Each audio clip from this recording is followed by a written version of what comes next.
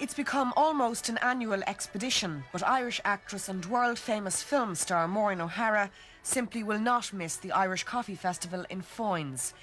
She has a long association with the West Limerick town, which during the 1930s and 40s was one of the most important airports in Western Europe, where the famous flying boats landed on journeys between Europe and the United States.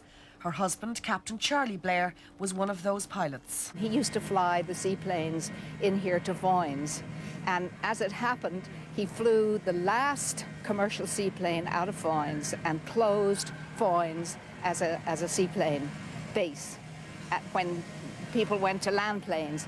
He flew to New York, closed Foynes, dipped his plane as he went down the street to say goodbye, and had some sleep in New York, and he flew the first land plane from the United States to land in Shannon Airport. And there's a monument at Shannon Airport to him because of that. Foynes is also the place where Irish coffee was invented by chef Joe Sheridan on a cold winter night back in 1943. The drink is now world famous and is the inspiration for Foynes' own festival, a town which suffered a huge blow when the airport moved to Shannon. I mean, when you go from a small rural village that had an airport, a harbour, passenger train service, and you go back to nothing. I mean, we now have the harbour, which is brilliant, and it's a very busy harbour, providing most of the employment, but they were devastated here when the airport left.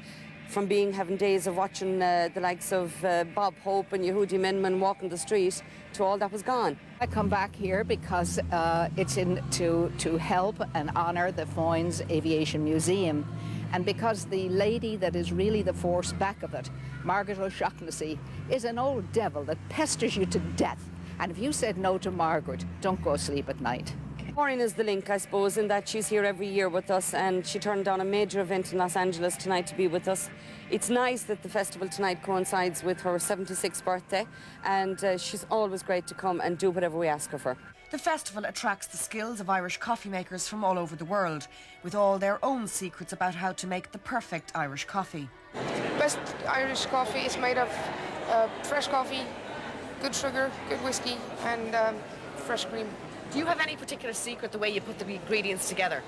No, but I have a special sugar with me from Norway. I pour just maybe a hint of whiskey into the cream as I mix it to make it more pourable on the coffee, and sugar well stirred into it, and that's probably about the best of it. Firstly, a clean glass, polish the glass, 2 spoons of sugar, boiling hot coffee, John Paris whiskey, and doubled cream.